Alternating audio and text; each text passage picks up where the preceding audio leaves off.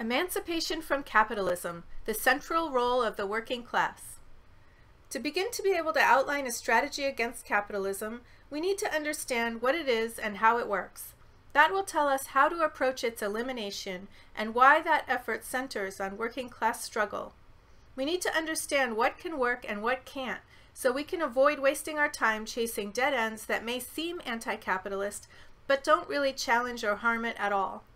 Then we need to organize ourselves in a way that can build a powerful movement led by the working class but involving all of the dominated classes in a common fight. I'll elaborate briefly on each of these elements. First, we need to know what the problem actually is. For right now, I'll just go over an extremely brief definition of capitalism, enough simply to get us basically on the same page.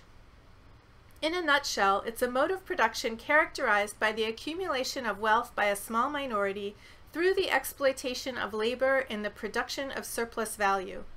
As this diagram shows, workers convert raw materials into commodities, creating new value through their labor power. Production is the only process that adds new material value into an economy. This new value, called surplus value, is privately appropriated by capitalists, who own, control, and manage the process of production and distribution for the entire society. Capitalism is ever expanding. It's come to dominate the world. Pretty much all social production has been integrated into its framework. Imperialism affects the way dominated social formations develop, imposing forms conducive to siphoning wealth out of them and into the capitalist cores. The majority of humanity is forced to work for wages in order to meet their needs, for food, shelter, and everything else. And many others are excluded from social production altogether as a vast pool of unemployed labor. Capitalists want many desperate people competing for jobs in order to depress wages overall, which raises their rate of profit. In addition to exploitation, there are many other very good reasons to hate capitalism. Capitalism dominates the entire society, not just workers. So whether or not we're directly involved in production, we are subject to the various conditions and effects of capitalism, which are growing increasingly severe. Oppression and repression, poverty, ecocide, and imperialist war, to name a few. Any or all of these may motivate us to organize and fight back. Resisting capitalism's conditions, tendencies, and effects is necessary and very positive, but if we are to eliminate it, we need to get at the core of what defines it: exploitation in the process of producing surplus value. Workers are paid less than the value of what they produce.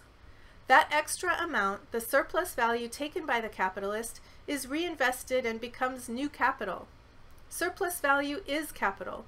So if we are anti-capitalist, we need to eliminate the way that it reproduces itself.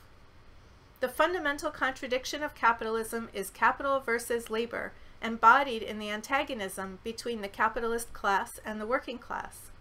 So any orientation or alternative that doesn't address this contradiction won't be able to break its framework.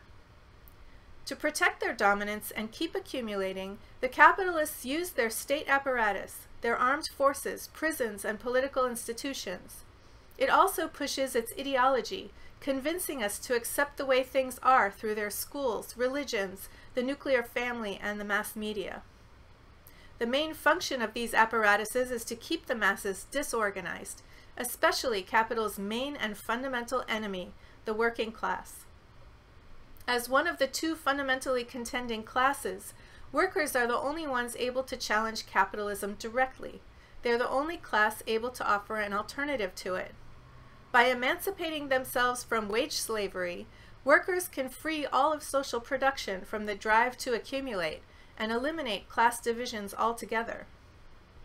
The petty bourgeoisie, the so-called middle classes, make a living in the circulation of capital and aren't directly involved in the social process of production. Therefore, they're tied to the fate of one or the other of the fundamental classes. In struggling for their own interests, the petty bourgeoisie either takes the side of the working class or the capitalist class. To weaken capitalism, we need to persuade as many as possible to take the side of workers. Capitalism can't be reformed in a way that eliminates exploitation, oppression, and perpetual ecocidal growth because all of these things are integral to it. Without them, it wouldn't be capitalism anymore. But unfortunately, most of the alternatives being offered today are reformist ones. We are told to vote for the lesser of two evils. But that's just a puppet show to make us think we have meaningful choices. All of the parties and politicians are concerned with keeping the capitalist economy in place and running smoothly. That's their job. And we're told that we can work within the system to change it. But instead, we always get digested. The unity of the chicken and the roach happens in the belly of the chicken. We're led to believe that we can vote with our dollars or change our lifestyles so we're not supporting the crimes of capitalism. But we can't simply escape or decide not to participate in the very framework that we're living in. Even if a few of us are able to form self-sustaining communes, that doesn't hurt the overall system, which is still dominating and destroying the planet. No individual-based approach or struggle can succeed against capitalism. That's why we need to be organized. Together, we can be strong. Our main task at this moment is to build autonomous organizations corresponding to our level of political unity, learn how to function collectively, and continuously advance together. Only then can we offer genuine alternatives that can actually lead to emancipation. There are two basic levels of organization in the fight against capitalism, each with its own historical responsibilities: the revolutionary level and the mass level. There is also, in the current period, the need for an intermediate level. I'll explain each of these briefly and the relationships between them. A revolutionary organization has a long-term goal of total social transformation, overturning the capitalist mode of production, eliminating class divisions, and organizing society on a new basis of collectivity and true ecological sustainability. The mass level is, in contrast, broad and diverse, comprising the struggles of all the popular classes, all those dominated by capital, against the various effects, tendencies, and conditions of capitalism. These two levels are dialectically related to one another, autonomous yet mutually dependent. On the one hand, without a mass movement, revolution can't happen. And on the other hand, without the participation of revolutionaries in the mass movement, it will inevitably become reformist. Revolutionary militants should participate in mass organizations, building political unity and struggling against reformism, opportunism, and populism, without trying to take them over or impose a higher level of political unity than actually exists. A mass movement is more than a mobilization. It's an ensemble of autonomous organizations at various levels that coordinate and advance together. Mass struggles are increasingly erupting in response to the various crimes of the system, but they don't yet comprise a movement. We're starting essentially from scratch, and we have to work from where we are. That's where the intermediate level comes in. In the absence of a mass movement, we need to unite organizers around a broad, non-sectarian, anti-capitalist, anti-imperialist perspective with the purpose of constructing a mass movement.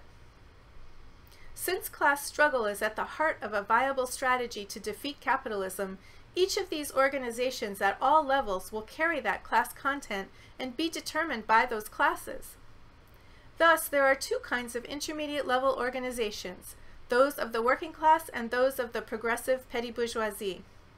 By progressive, I don't mean liberal, but a level of political unity that moves history forward towards social transformation rather than holding it back.